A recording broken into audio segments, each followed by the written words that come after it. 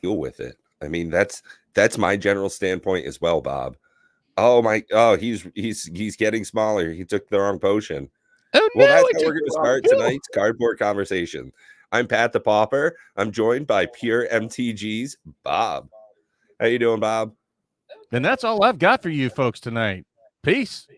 Yeah, I'm right. just kidding. My disappearing act. Yeah, doing Amazing stage left. good-ish, you know. Yeah. I mean, we had Landfills some of the really fun sky, games earlier. reprinting the reserve list, all that good stuff.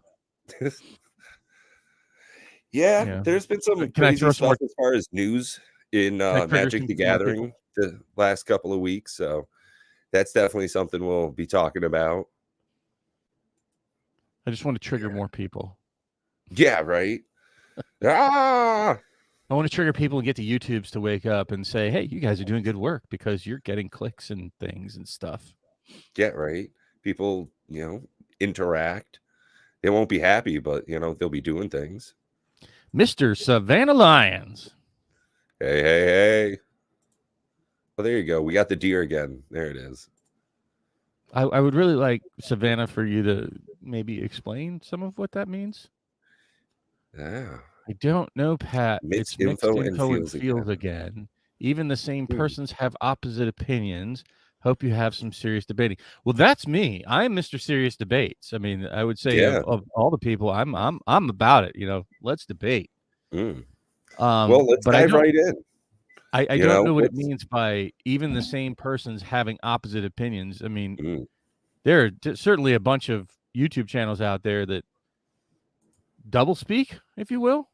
Whatever is absolutely. hot for today. If it what gets clicks today and it's opposite what I said yesterday, well, then that's what I'm saying today. I wouldn't say that we're so guilty of that, because don't break my arm, pat myself on the back, but yeah, right. Yeah. Read my shirt. Oh, what does it say? Those who think they know everything annoy those of us who do. I feel that. It's the Dunning-Kruger effect.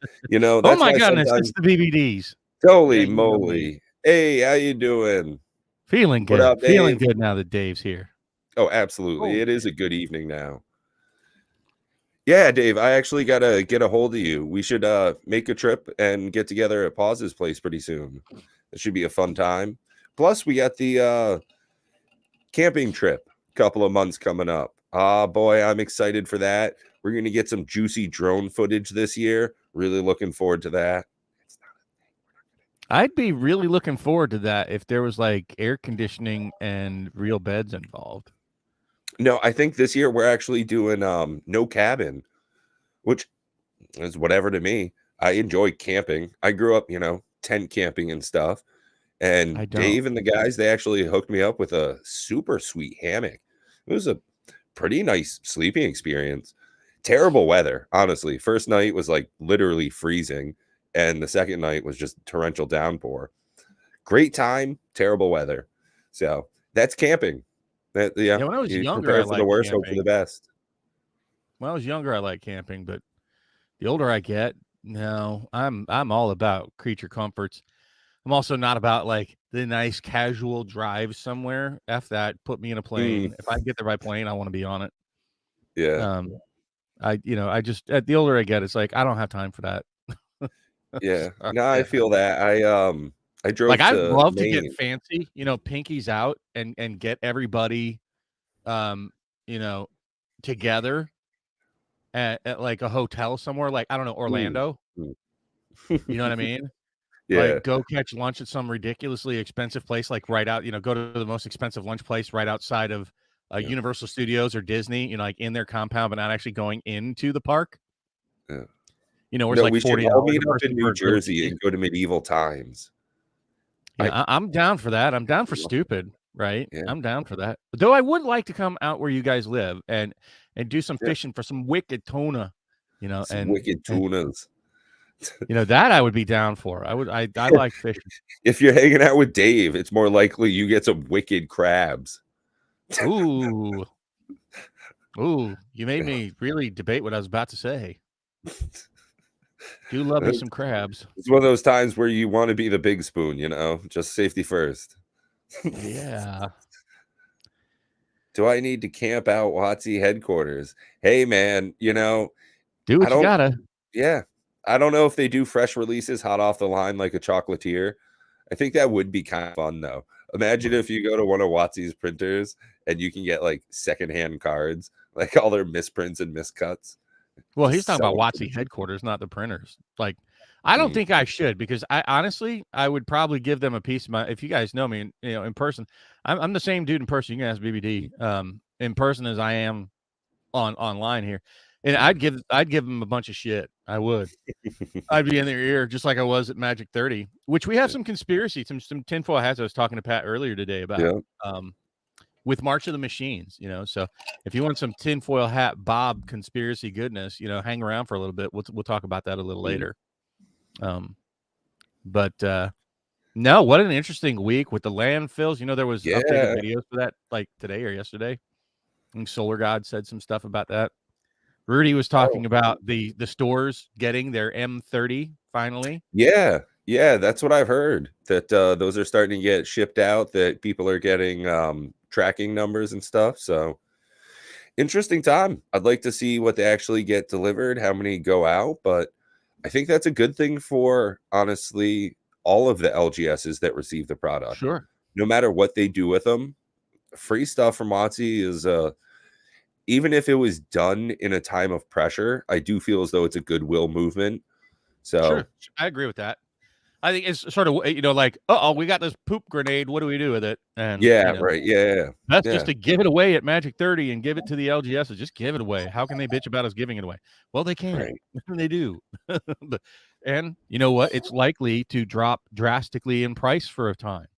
But don't kid yourself, folks. I've been an avid uh, proponent for Mm, mhm. Magic 30 and realize 12,000 boxes is nothing, Yeah, right? that's a very small run. Nothing.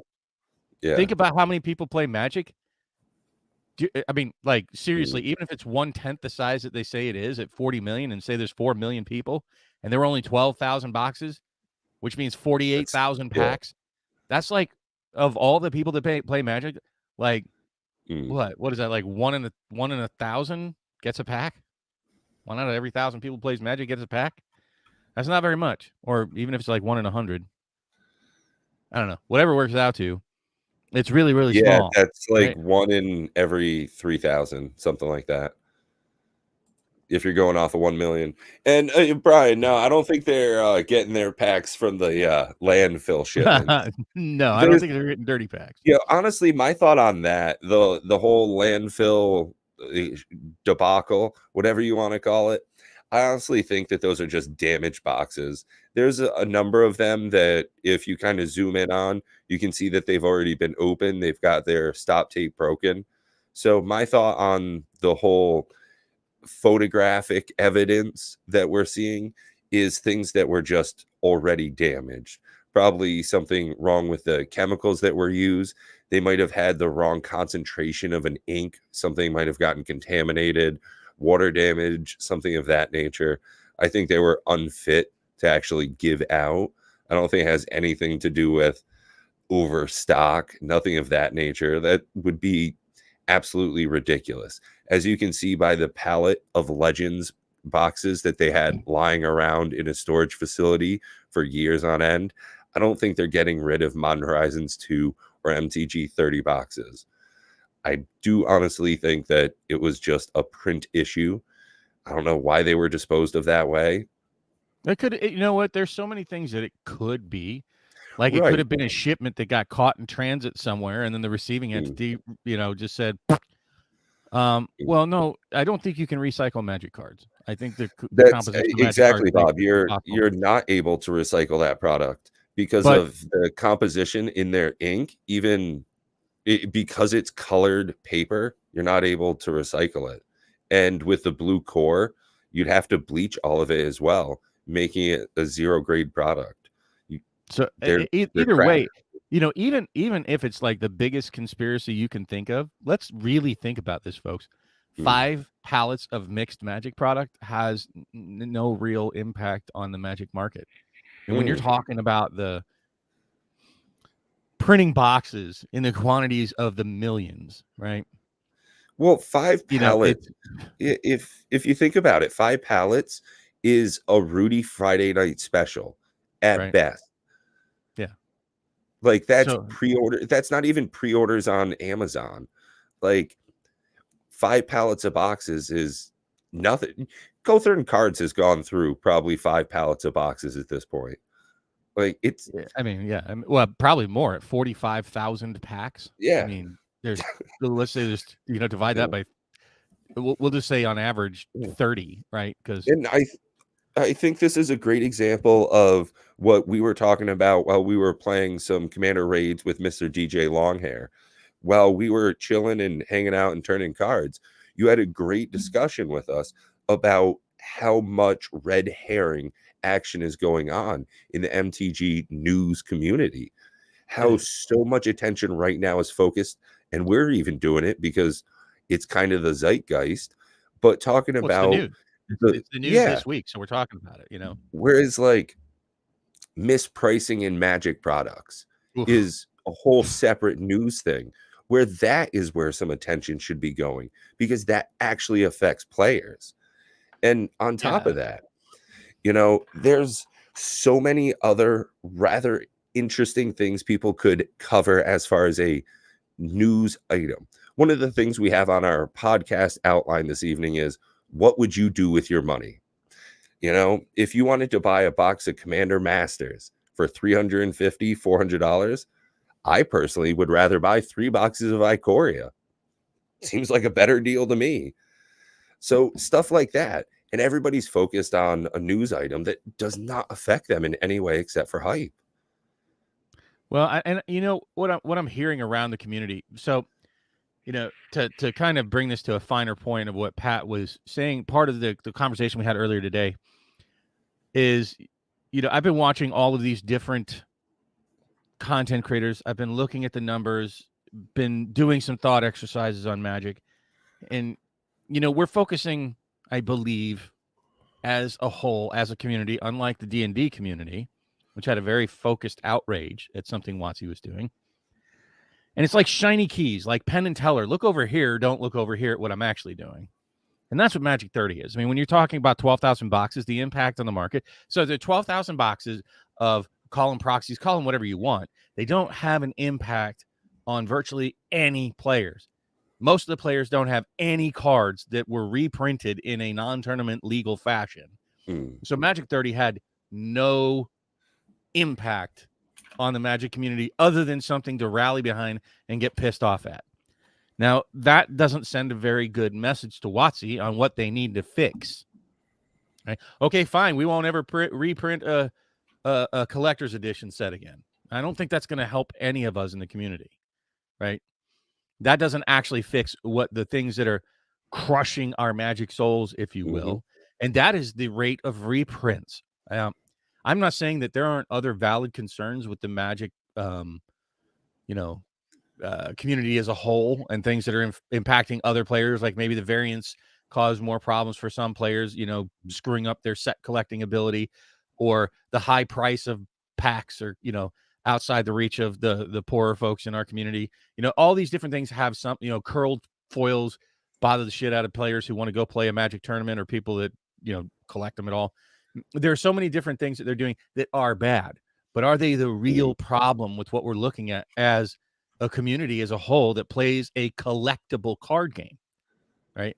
And what I came to the conclusion, and you hear this in many different ways from different content creators about what's bothering them, but at the heart of it, the issue is reprinting high value cards too fast, and they're Mm. absolutely draining the equity out of the people's collections, out of future purchases. They're driving away the collectors and investors because who wants to buy a box that's going to be worth less? Just look at Modern Horizons 2, Yeah. banger of a set. Later. Yeah. Right now, it's cheaper to buy boxes than it was at release or pre-release or at any time.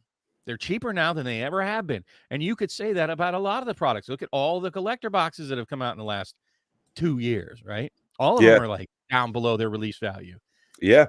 Any cards that you would have collected as a Pretty collector, much. nobody wants to collect things that are a depreciating asset, right? Mm. Yeah. Are there people that collect, boogers and fur balls? Sure.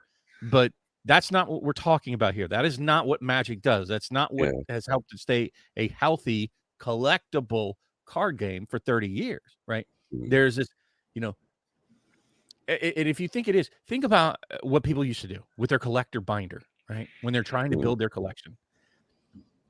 They know the value of the cards in those binders. Even if they don't care about the value, they know what it is. It's Mhm. part of the trading aspect of trading cards back and forth to get a fair trade. Yeah, Always has absolutely. been since the beginning.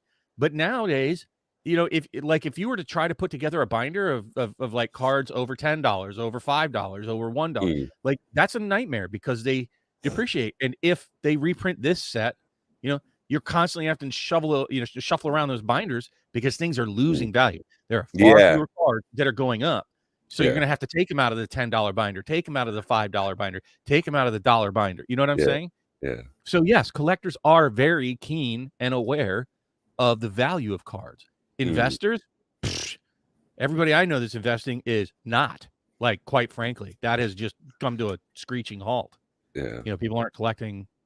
And the real heart of why not isn't that they might be reprinting reserve list cards. It isn't that they're printing too many boxes, though that is a factor. It Mm. isn't that they're printing too many sets. It isn't even that they're $400 or $500 or $1,000 a box.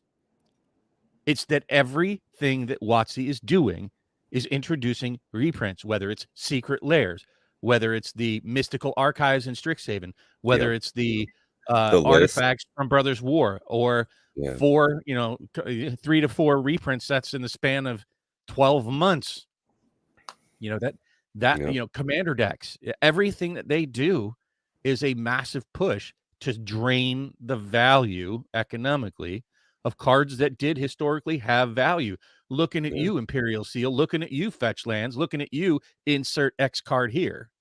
Yeah, I was actually gonna round down to that as well, Hey, hometown. Josh.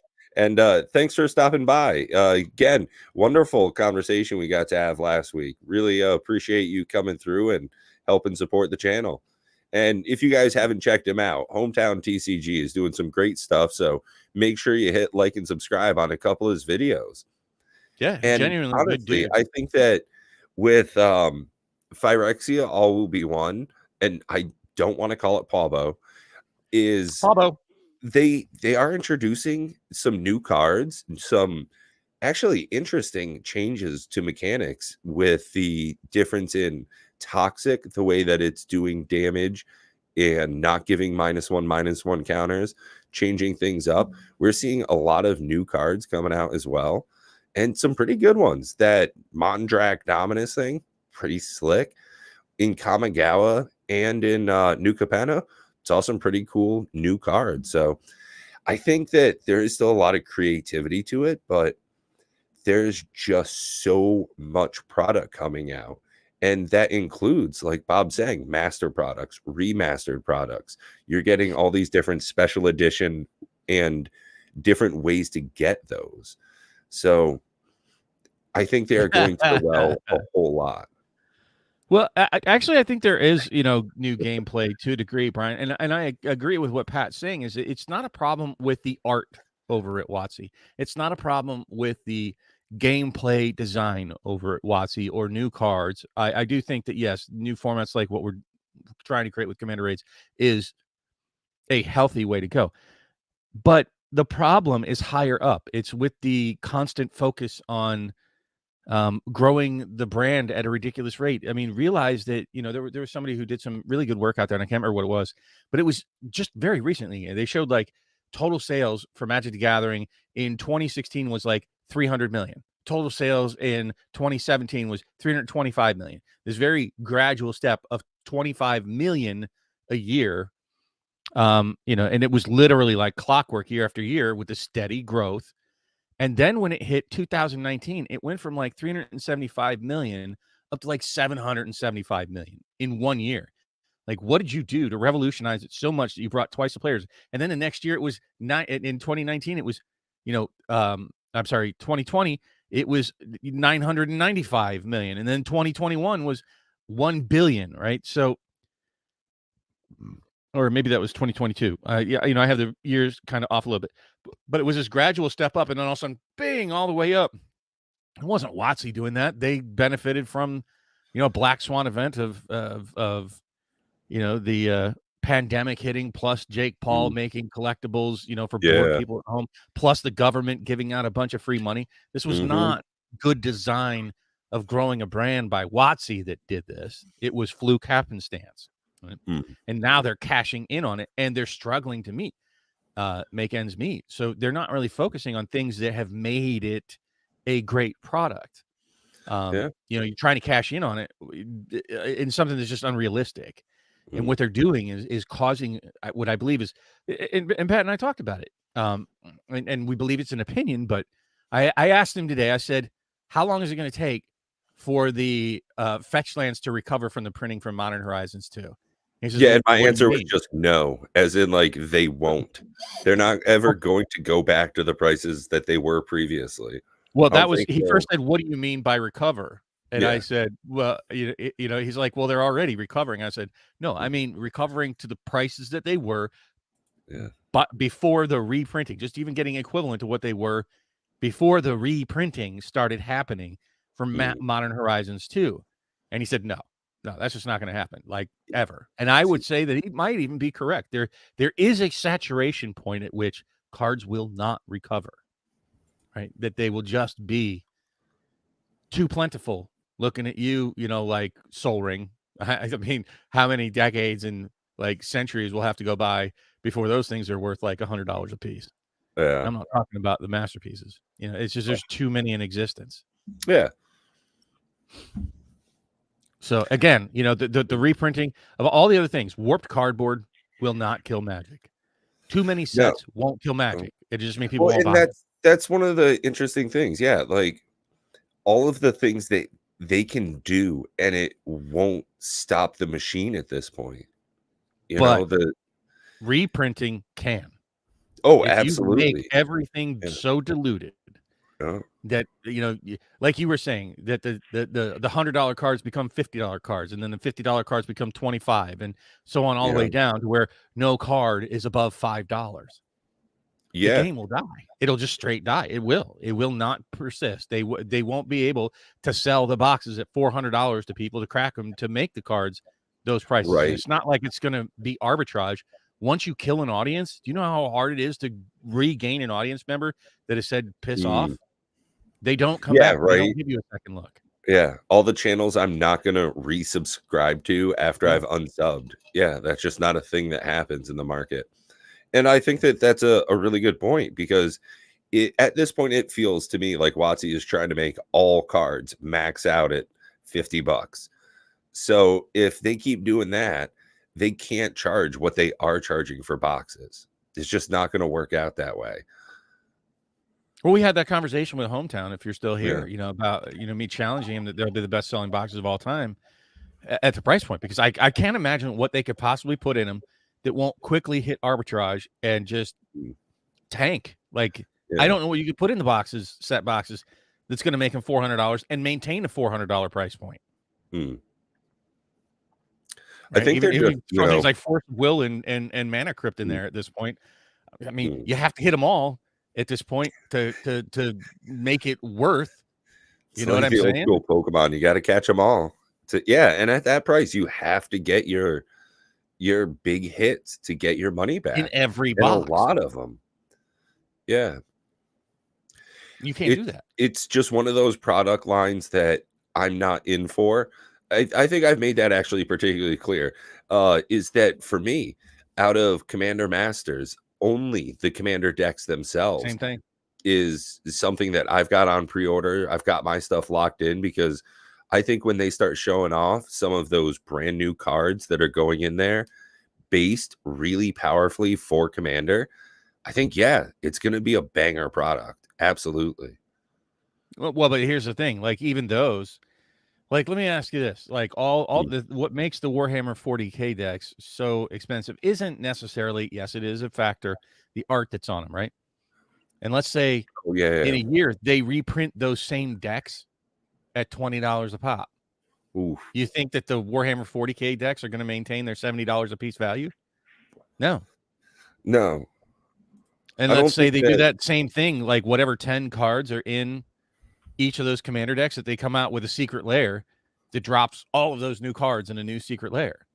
You're going to cut the value of those in half. Like, so those brand new cards that are only going to be in those Commander Masters commander decks, if they reprint those quickly afterwards, it'll kill the value of those decks. And they're only like $70 a piece for 100 cards, but even still, it'll make them pennies. And that's the problem, is that they just cannot continue with this reprinting policy without massive damage to the brand as a whole. They just can't sustain. Like, at what point? What are they gonna? Let me ask this in the audience. After this Commander Masters, and let's, because we don't even know what's in it yet, right? We know a couple cards, just 2 cards. Let's say they throw everything that you want for at least Ur-Dragon and Jeweled Lotus. There are going to be at least 2 borderless versions, like 2 different borderless variant slots. There's going to be foil etch cards in some packs. And let's say they put the allied fetches in there as well. Let's, and do exactly what they did with, Modern Horizons 2. So, those, what can they put in a follow-up set in 6 months? Like, what are they going to put Force of Will in there again? Blightsteel Colossus is already dropping in value. Like, I mean, what are they going to put in these sets anymore? Mana Crypt again? Imperial they're Seal, running out of targets. Lotus, Ragavan again, Dockside again, and I bet some of these are going to be in Commander Masters. So, like, after this, then what? And then, once you answer that question, what are they going to put in the next set a year from now? Yeah, I think they'll put the cards that were $100 anymore. Yeah, the singles from the Commander decks that they're putting out with this product, they'll have to reprint a year from now. They're making equity with those. So I think there's going to be something in there. But yeah, no, I know you can't make a whole set out of 40 cards. Like Sylvan Library. How long is that going to last at the price it is? Probably a while. There was a lot of Dominaria Remastered open. I know I opened a decent amount. I still go down, to be honest with you. I bet it goes down. I bet it drops in value. And even the cards that they're getting out of Phyrexia all will be one. Anything that they take, and this is the problem, is they're reprinting things from that have never been reprinted. No Mercy, those kind of things, right? Yeah. And they're just draining absolutely everything as well. I mean, we saw it take a huge hit when it got reprinted. So, I mean, I don't want to keep going down this dark hole and making people feel bad. The point is, I think we need to be more collectively aware of what we're complaining about, right? Because if you complain about Magic 30 and they go, okay, fine, no more Magic 30, is that really going to help us? Is that really going to help us as a community, as the health of the game? No, it really won't. If they fix the pringling, will that help? To a very small degree, to be quite frank. I'll be a bit happier with a product I'm buying, but I'd Let's rather say they cut the number of SKUs. Let's say we do all these other things, right? We need to find the biggest pain point from Magic. And in all honesty, it is the reprints. And it's being celebrated right now, but it's only the squeaky wheels that are celebrating. Because I'll tell you right now, the people with real money that buy real amounts of Magic, not a pack here or there every Friday, not the ones living to paycheck, but the guys that buy cases or girls, the people that buy pallets together, they're stepping away. Those are the people that open the product to get the singles in the hands of people out there to play with, right? How many here and how many people do you know actually buy a case of every Magic product, right? It's not very many in the scheme of things. So the people that are buying 3, 4, 5, 6 cases because they want to open, they just want that pride of saying, I opened every card in my binder to complete my collection. Those people are disappearing. The people that bought cases to sit around and play with friends, right? Those people are disappearing. Well, thanks, because it's just too expensive and it's terrible.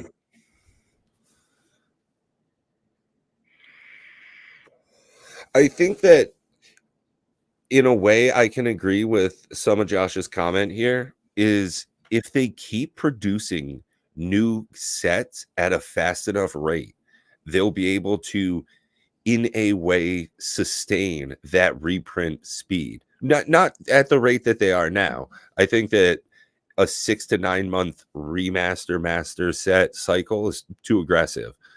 But if in their window they're still putting out 3-4 sets, I mean, if they're doing 10 sets a year almost, I mean, what, 8 full regular releases per year, including new cards, they're getting a lot of fodder for reprint.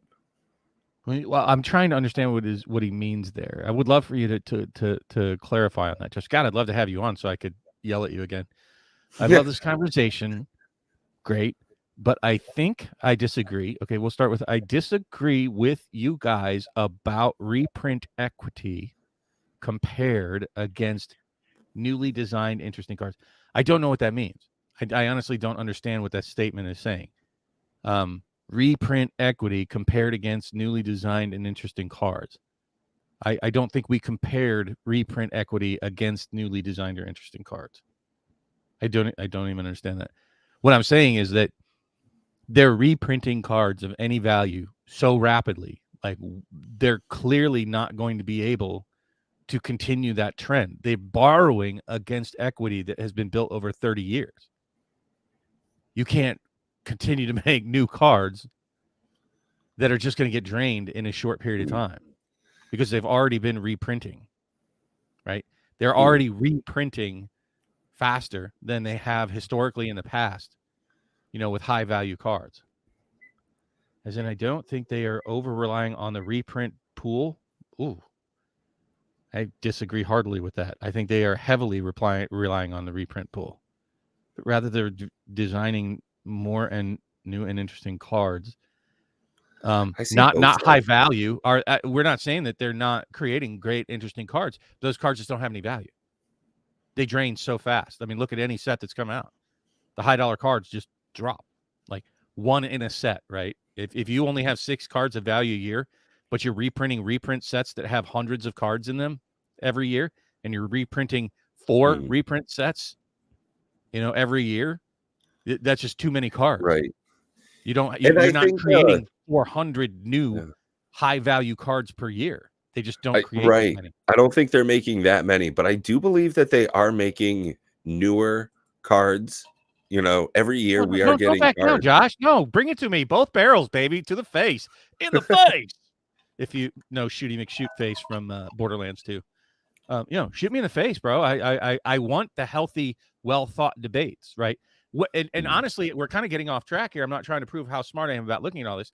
What I feel is we need to unite as a community behind the worst thing, right? The thing that's hurting all of us collectively, no matter whether we're players, collectors, investors, things that are bad for the actual health of the game. And I do think things like too many SKUs, some people could argue, well, I like more SKUs. I want more choices.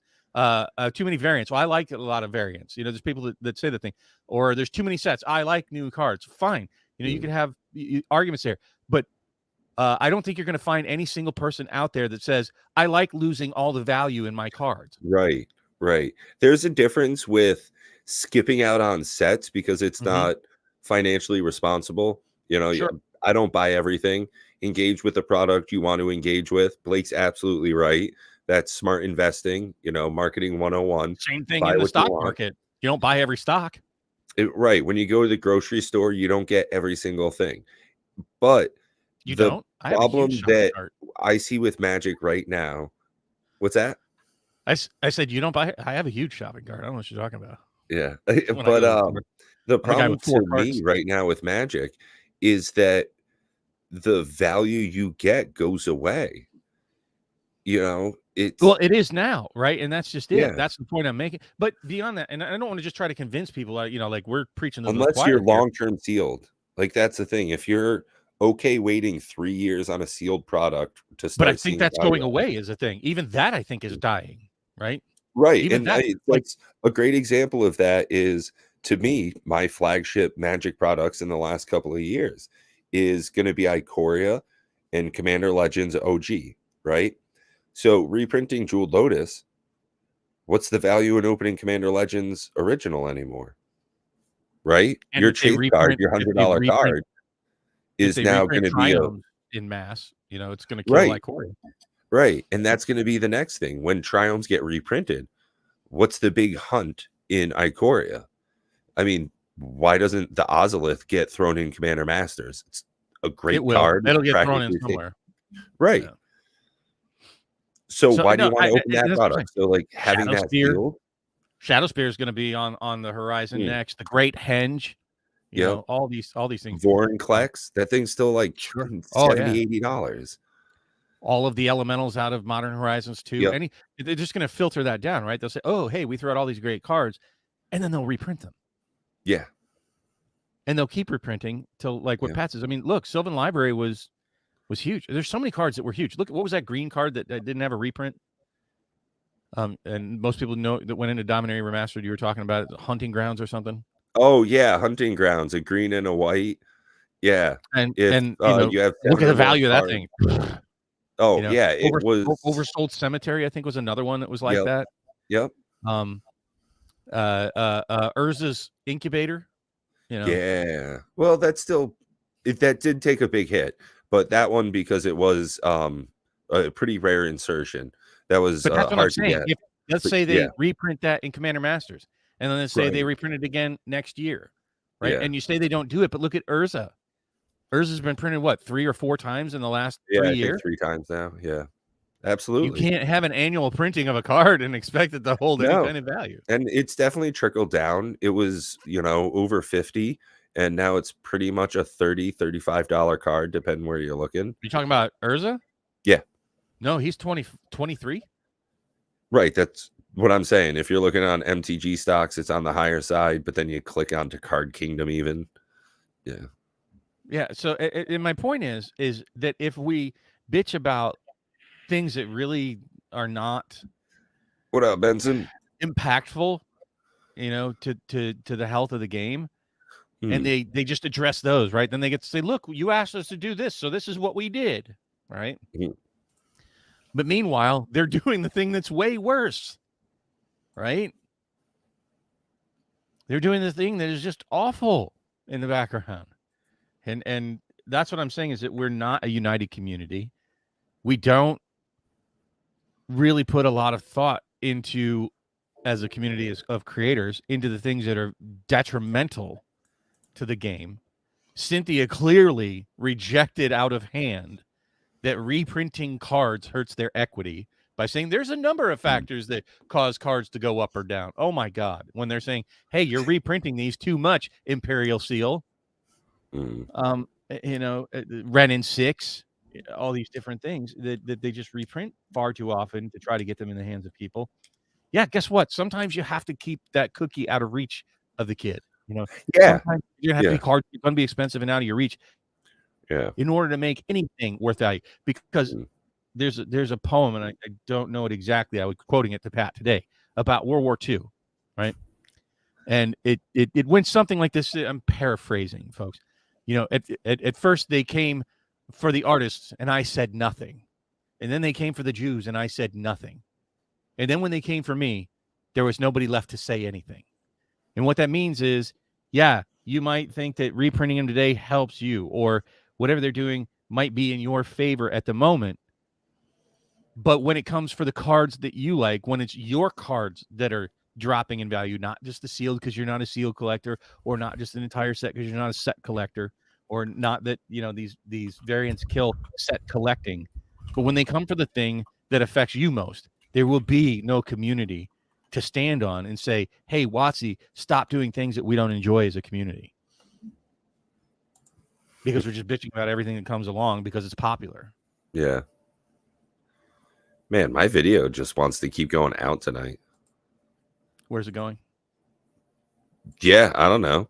They're doing Friday night magic on Saturday down at my store now. So I guess what I'm saying in a very grumpy old man kind of way is that we need to unite as a community, try to find the thing, even if I'm incorrect, that is causing the most problems for a community as a whole, and rally behind that rather than just Johnny come lately because they're a big YouTuber, Mr. Beast or something, says that, Soul Ring needs 800,000 more prints in every set. You're right. Let's do that, Posty. Whoever says it, because they're bigger than we are. I think we do need to unite as a smaller community in the scheme of things. to, kind of twist WotC's arm to do the things that we need. Stop putting them out on Amazon because it's killing your LGSs. That kind of stuff.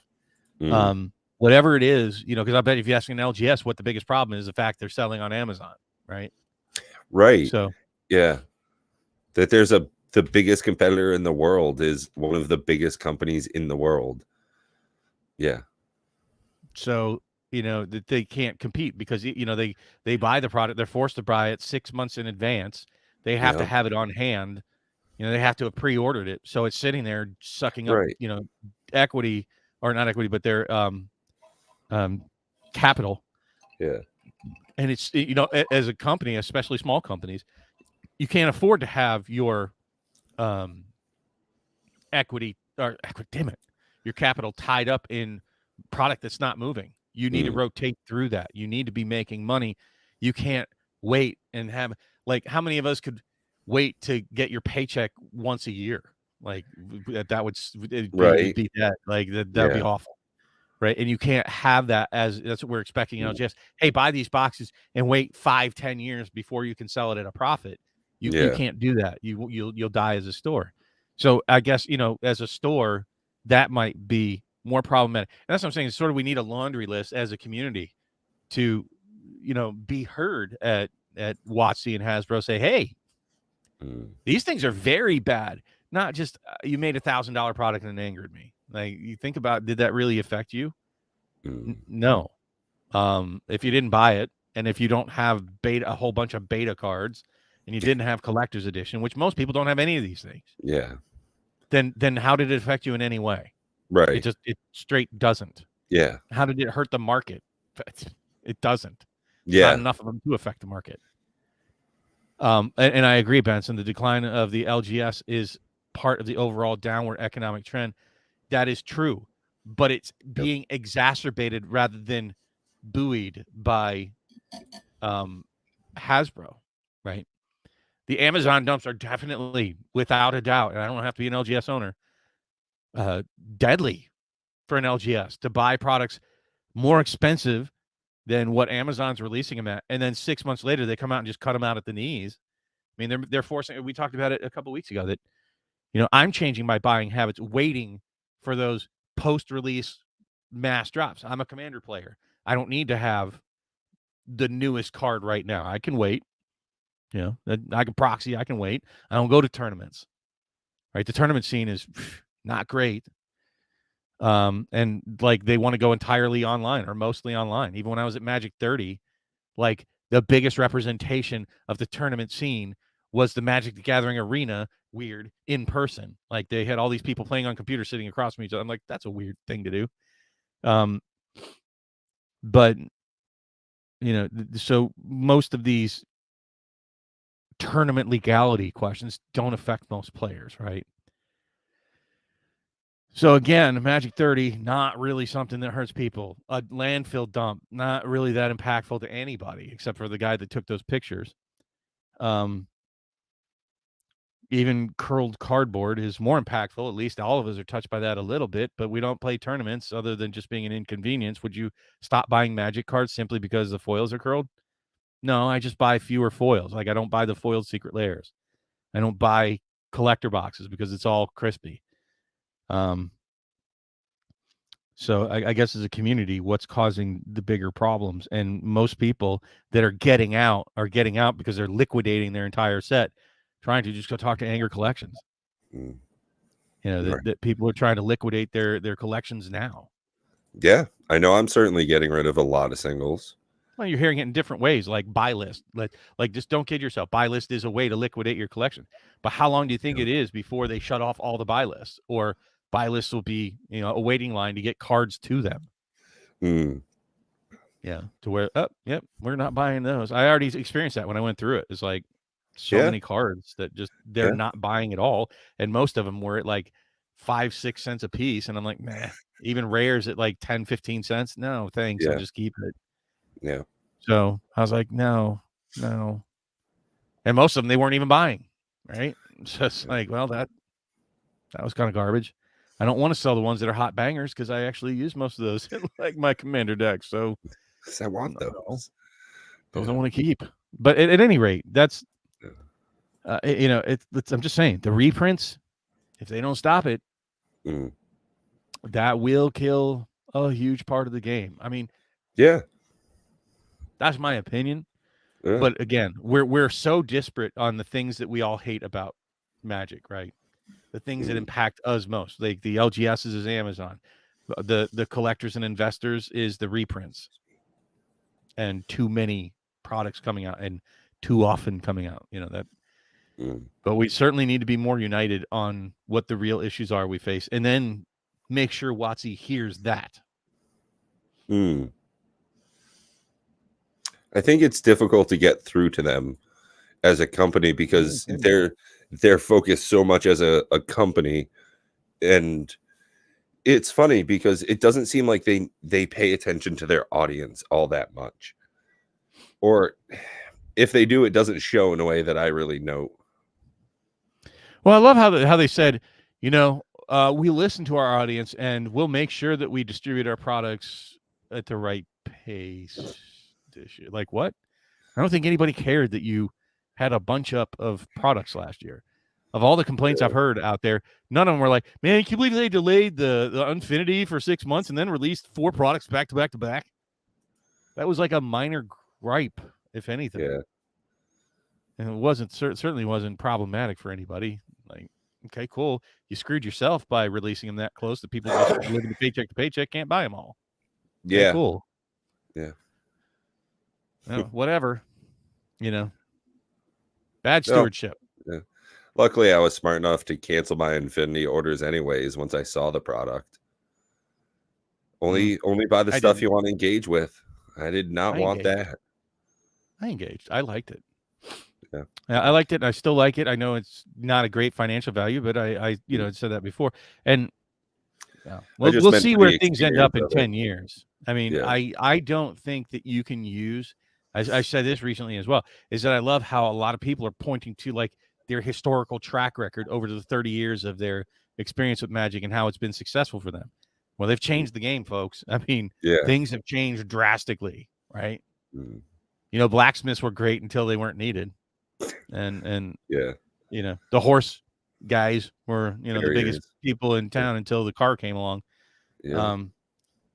At any rate, you can't just always depend on the way things have worked and your strategy over 30 years, because the last 3 years is very different from any other era in Magic.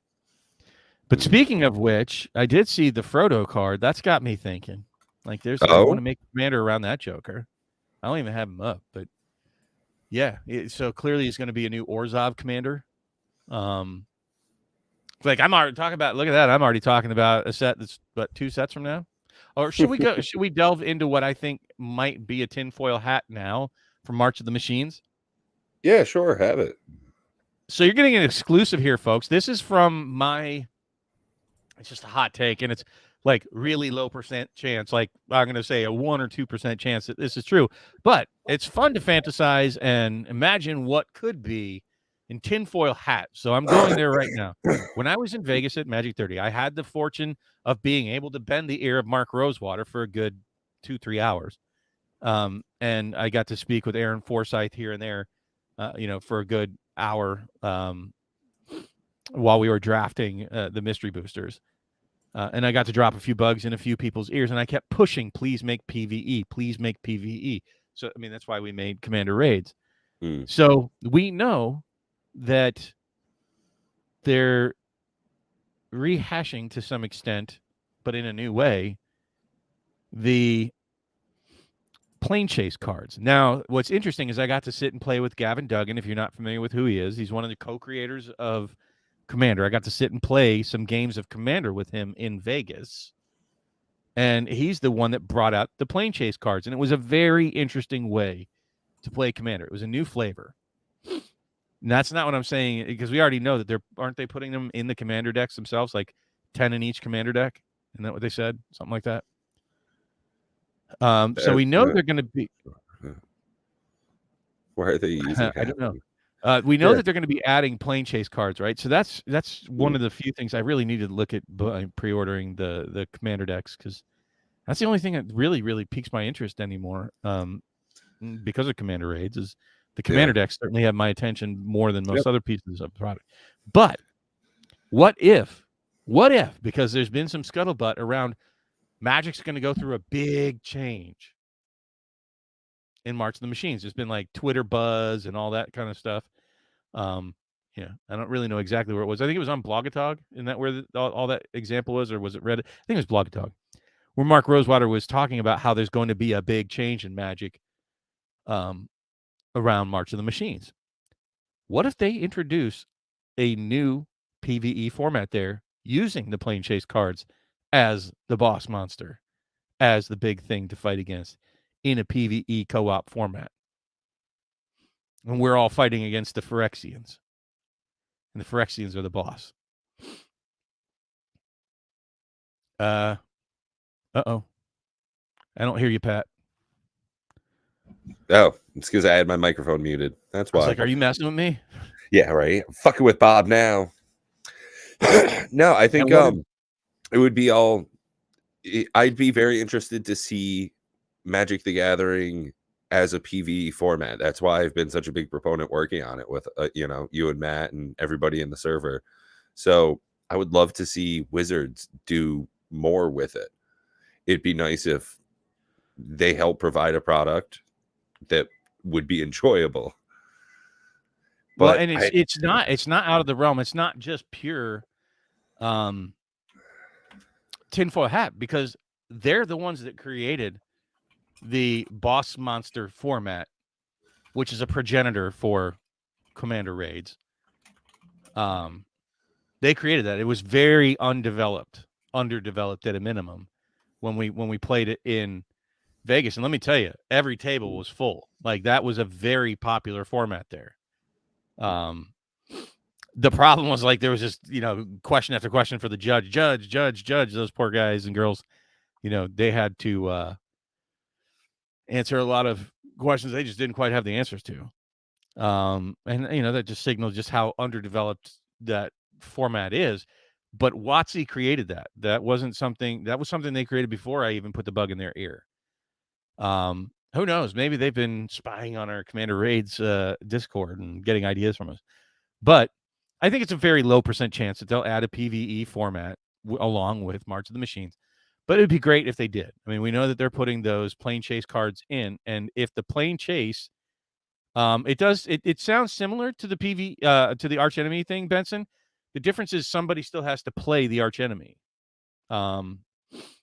which isn't bad. It is a form, and people do play it. It's just not as fun to be the one person at the table that is not doing the thing everybody else is doing, and high-fiving, right. And they're like, high-fiving, we beat your butt all together. It's like, okay, cool. There are many 1v many games out there, but Boss Commander is not a 1v many. It was, like I said, the progenitor, the sort of originating idea behind Commander Raids, but we've refined it to the point where it's very much a different game, almost altogether, especially with like the tower format that we play. And it's a very different experience from Boss Monster Commander. But I didn't come up with that idea. WotC did, right? Right. They're the ones that had that in their bag of tricks at Magic 30. And I think they did a couple of what do they call those? The Commander, what are those called? The Command Fests or whatever they're called? Oh, yeah, Command Fests. I think they revealed it like last year. So it is a format that is something that they've been doing, maybe in response to Flesh and Blood. And there are other games that are introducing a PvE format. There's one like, I don't know, has anybody ever played Hero Realms or Star Realms? I saw a Kickstarter. So it's a very fun game, but it's a deck builder, like it's a common deck that you each draw from. So it's kind of like drafting, but you're drafting your deck, and there's like 4 or 5 cards that you get to choose from that you purchase each round, and you make your deck stronger and better, and you're building, kind of your strategy because you can see the cards the other person's drafting. But what they're doing, there's a Kickstarter. I don't know if it's still going, but they had like a cooperative version of that rather than head to head.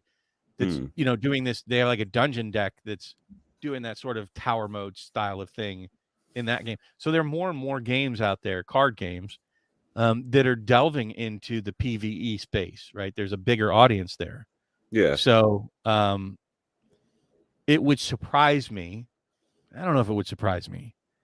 Yeah, I guess I'm going to say it would surprise me if WotC doesn't recognize that and start to get into it. And speaking of which, I Ooh. hope, I haven't heard it, and this is the first you're going to hear this, Pat. So I want to see your face when I say this. Oh, okay.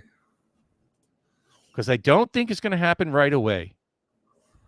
But imagine if Lorcana has a PvE format.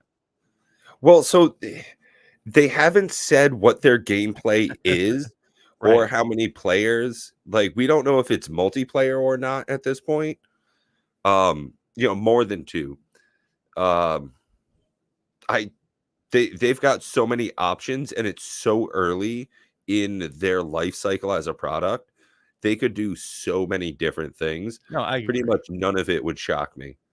But I have a feeling like if Flesh and Blood comes out successfully with their PvE format, right? Wish Alex was here. Alex Ashen Wings, he's very big into Flesh and Blood, and he's been keeping an eye and a finger on the pulse of the PvE developments in the Flesh and Blood world. Clearly, there's at least a degree of interest in PvE in the Magic the Gathering space, cooperative play. There are other games that are doing it. Some of them, like Ashes of something or other that Matt plays. That's a group format he was talking about. So I'm interested in that. So I think it is an evolution, a natural evolution for PvE to come along to make a cooperative format. And once you have some of the bigger dogs, if once I don't know, Pokemon jumps on it, so Flesh and Blood has it come out and it's competitive. Magic does it, Pokemon does it. Once you have that, it's going to catch on like wildfire everywhere.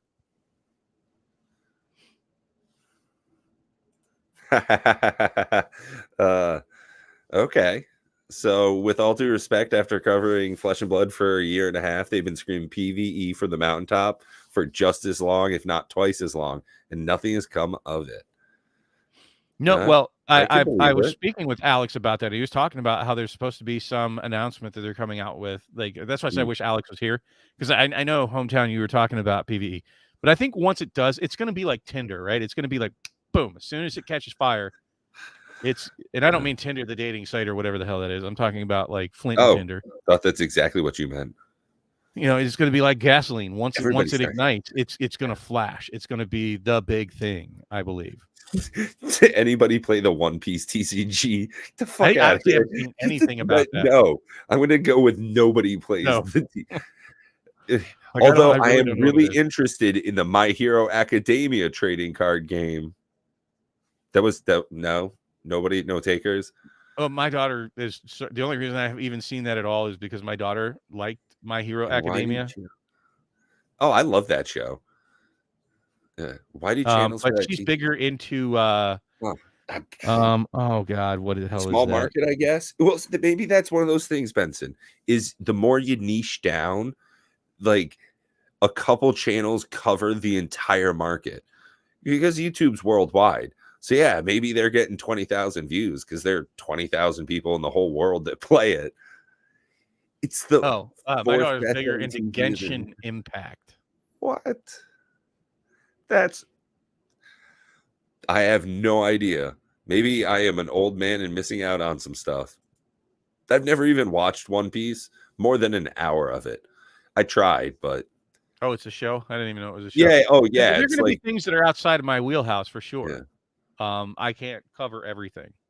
Oh yeah, One Piece is a super long running anime. It's still going.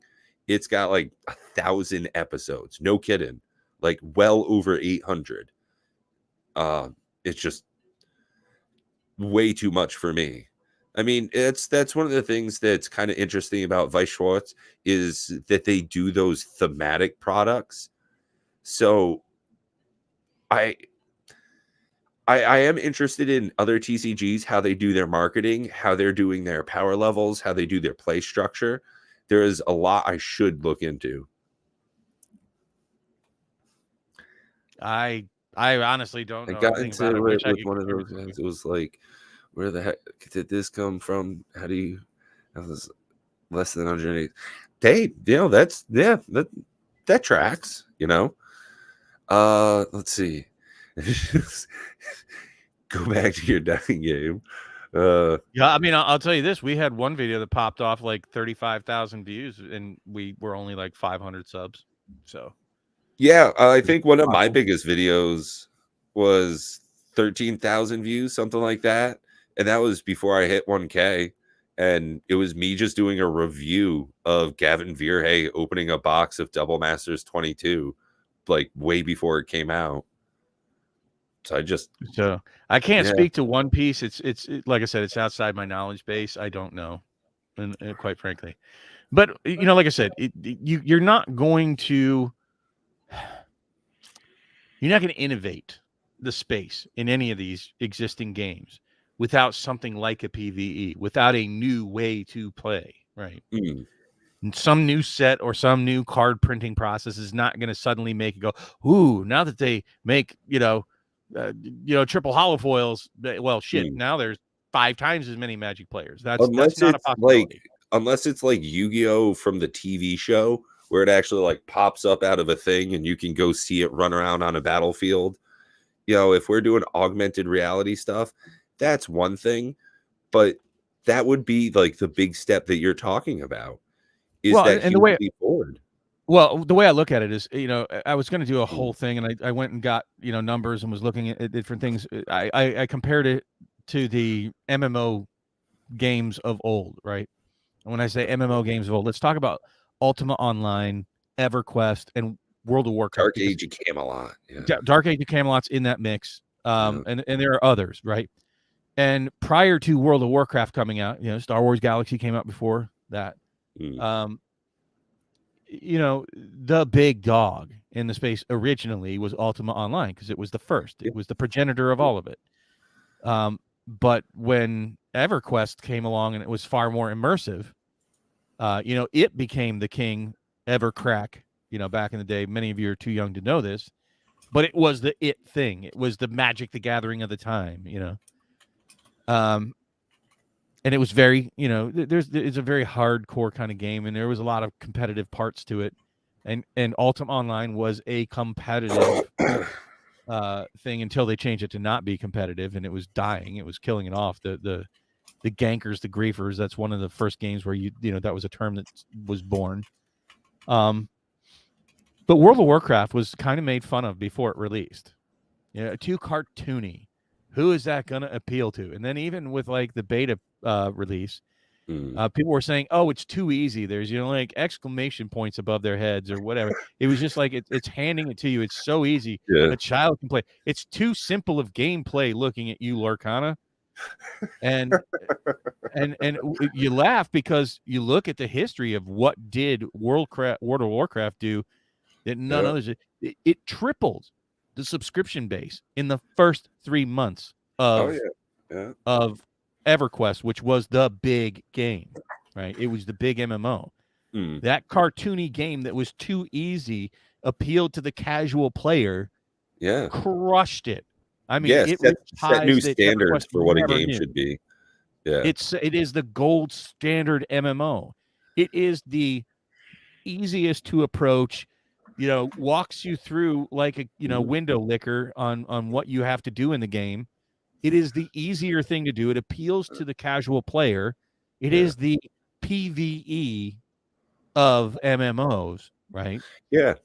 And it absolutely changed the whole face of gaming and certainly the MMO space.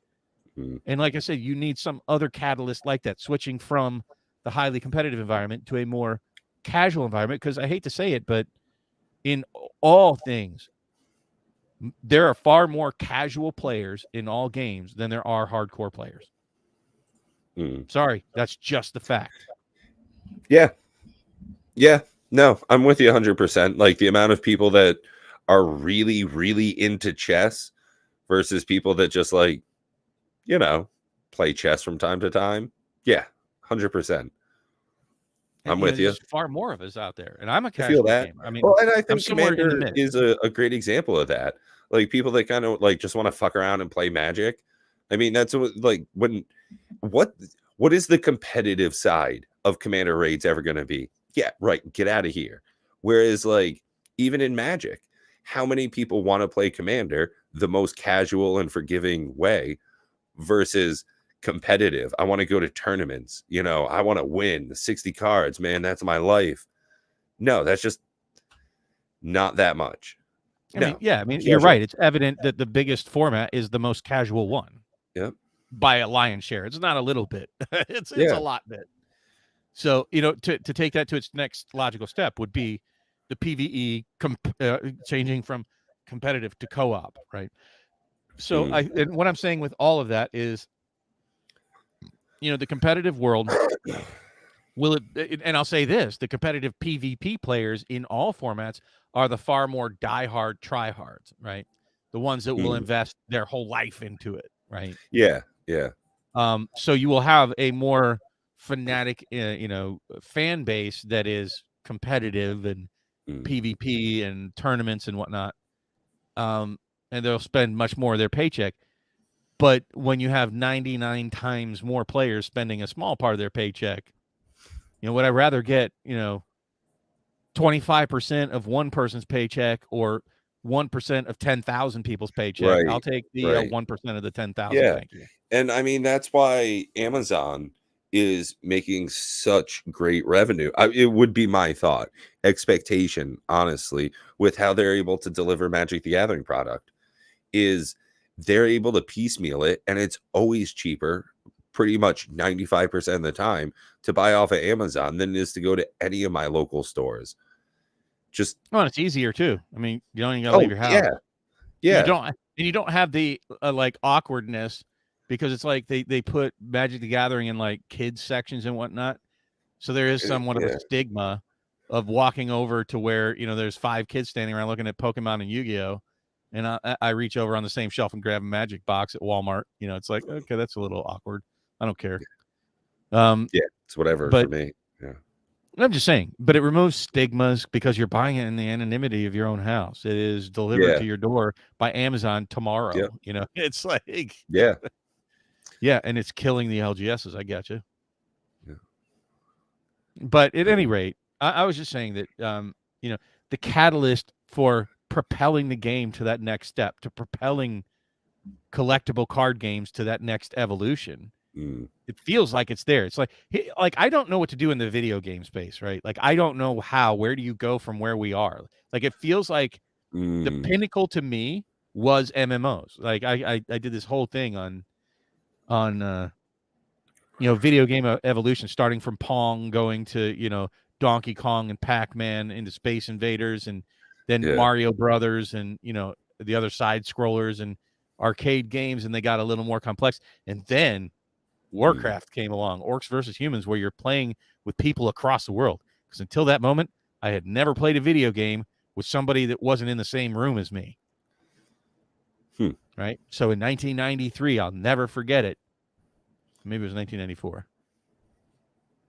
But that moment when I walked in his room, I'm like, "Oh, what game are you playing?" He's like Warcraft. I'm like, "Oh, that's cool." And I was like, "Why are you just sitting there?" He goes, "Oh, I have to wait for the other guy because it was like clocking over the, you know, Yeah, yeah. 54K baud modem and whatnot." I'm like, "You're playing somebody in the United States?" Because I was in Japan at the time. He's like, "Yeah." And then I was just fascinated, sat down, right? Like Yeah. that's not that big a deal now. Right, yeah, But it was revolutionary. I knew I was looking at a revolution in gaming. yeah. Um, and you know, then Diablo came out and it was multiplayer, right? Mhm. And then, you know, Ultima Online, and then, you know, so on and so forth. Yeah. Different types of games and MOBAs. I don't think they really revolutionized gameplay. It's certainly popular, you know, your Overwatches and Fortnites and that kind of stuff. But I haven't seen a real evolution in video games since really MMOs came along, at least like for what you do in a game. Yeah, It's sort of well, stalled. yeah. I mean, I I don't know get what what you you need mean to in do a to. sense because, like, some open world games, you know, like Red Dead Redemption or Breath of the Wild, the Zelda release, it's very similar to what you do in an MMO, like World of Warcraft. It's almost the same type of map that you would do if you were in a single player, big expansive world. So But yeah, so I I can don't know feel where that. they go with that, is what I'm saying. I don't know where they make that revolution I think from. that VR and augmented reality along with Those it. have been around for like 30 years, though, right? They What's have that? in VR. VR? Yeah. Not in any tangible way. No, in tangible ways, but it wasn't in any scale, I guess is what you're Right. saying. They Yeah. had tangible, like I remember going to the Mall of Americas in 1992 Yeah, or with 3, yeah. and they had a big VR room, like it was just a Mm. thing, and you had to put this on. It was bulky, and at any Hmm. rate, so I mean, it's been around, but Yeah.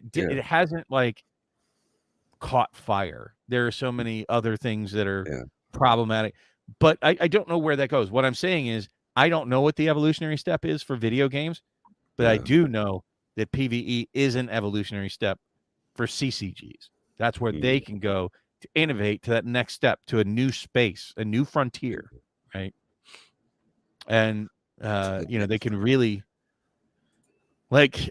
Will it be kind of, there are some things that are, kind of kitschy, if you will, or Mm. gimmicky, like the oh, hey, look at these cards, what they do. If you look at it through my cell phone, cool. I don't know that that helps you like play the game in a fundamentally different way. It's kind of just like oh, that's a neat little parlor trick. But Mm. fundamentally speaking, yeah, I do think that like Commander Raids and Boss Monster and the Kill the Hydra and all these other steps forward that we're making in the PvE space is an evolution of collectible card games. I can see how you can still sell packs for PvE Mm. formats, right? Yeah. And innovate in There's those a ways. monetization scheme there for sure. So Yeah. I think that maybe some hybridization between like do a smash up Mm. between Dungeons and Dragons and Magic, that your lore building and your world building and your decision making is done with your DM, but your battles all take place by your deck that you bring for your cleric class or your fighter class, or Mm. that anything that you fight instead of rolling dice is dealt with by playing your decks. Cards. Yeah. hmm Like there Mm. there could be something there. Yeah. Um, but that's what I'm talking about. Those are the innovations that we need to Mm. see, right? Because after 30 years of, like, think about it when you play Arena, right? One of the things that people are talking about, like, how many games can you jam in an hour on Arena versus, like, as a person before Mm. Arena existed in MTGO. If you Yeah. wanted to get 1,000 games of standard in, my God, you'd have to live at your LGS. Yeah. Now you Phew. can literally jam 1,000 games You can after play work. nonstop if you want. Yeah. Well, just even after work, even an average person could jam like 150 games a night if you wanted to. Yeah. The You'd be speed at up all which night. you can play on those are just so much quicker. Yeah. Where it's just not even possible in Mm. person previously. But when you think about that, how quickly do you get burnt out on playing the same meta, the same sets of Yeah. cards on Arena? You're like, I don't want to play 1,000 games in a week because Yeah. there's only X games of Magic in me that I want to play. Look at when we used to Yeah. sit and play Yeah. Commander Raids. After 3, 4, rounds of Commander Raids, we're like, okay, I'm kind of done. Yep. Yeah. So, I don't think Arena is the revolution that you're looking for. Mm. You'll burn it out.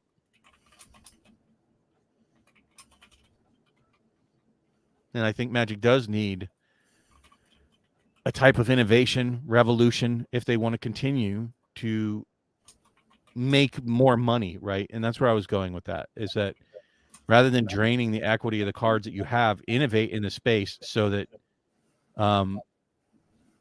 you get more money from innovation. Yeah, I mean, I think that they are trying to funnel more money into Arena. They said that as much in some of their financial stuff recently. I think they're at this point spending at a loss so that they can hopefully get a gain in the long term with that. I wish them the You're, best in it, but I don't. I see, hate see how Arena. that works out. I'm not a fan of Arena. No, it was funny when you had said when you play Arena. It's like I have not installed it on my new computer, which I got like a month ago. So, yeah. Yeah, yeah. Luckily, It we're spoiled enough where we can just get games on Spell Table. Yeah, I'd rather do yeah. that and Well, play but Commander see, Raid. that's where Spell Table has a distinct advantage to me over Arena. And the core component that's missing in Arena that you can have in Spell Table is I can talk to you. Right. Actual voice. Yeah. Sorry. Well, but it's just interaction altogether. Otherwise, it feels very antiseptic, very stale. Yeah. Your On go. Arena. Good game. Good game. Good Or game. Good game. Yeah. Right. Yeah. Just waste my Oh. fucking time. I'd Yeah. rather have some smart ass clicking the comments than the guy Yeah. who just sits there and ropes. All right, Yeah. I'll play the whole rope game. Like I don't even understand how that works because like some games if they rope, like 3 times in a row, game over. But you'll have those Yeah. guys that rope and then they wiggle it and they somehow they get more than 3 ropes in the game. They get like 5 or 6 ropes that they can use in the game. I'm like, Jesus. Yeah, it doesn't feel very Ooh. random sometimes. I feel that, Benson. Yeah. Well, certainly, pairing you up with the whole algorithm is terrible. Hmm. Like that's just bad. Yeah, when it gets to decide how you're spending your time, that's something that's unacceptable. But And in any speaking rate, of, people deciding how they spend their time, I want to take a moment to say thank you to everybody that joined me this evening. It's been absolutely wonderful getting to talk with Bob and everybody in the comment section. Y'all been troopers for hanging out with us tonight. Yeah, I appreciate everybody's time as usual. I mean that from the bottom of my heart. Thank you for your time. It's the most valuable thing we all have. So thanks for sharing some of yours with me tonight and you as well, Pat. Yeah, absolutely. Get out there, It's been try a some blast. Commander raids, folks. It is a fun and interesting new way to engage with Magic. It'll make you look differently at your collection. I guarantee it. Different cards that you'll find to be useful that didn't have a home before and didn't have much value. And that's pretty exciting. So hit that Discord link that Pat just popped into chat there. Go check us out on the server. Don't be afraid to post in looking for group. Hey, I'm looking for a group. Yeah. And you'll have people. We're jamming games all the time. So hopefully we'll see you there soon. Until then, we'll catch you with a pre-recorded video for next week. I'm taking a trip back home for a little ways. So looking forward to that as a premiere. So I'll join you in the comment section for that live video premiere. Till then, take care. I've been Pat, joined by Bob. Woo! Love and peace, everybody.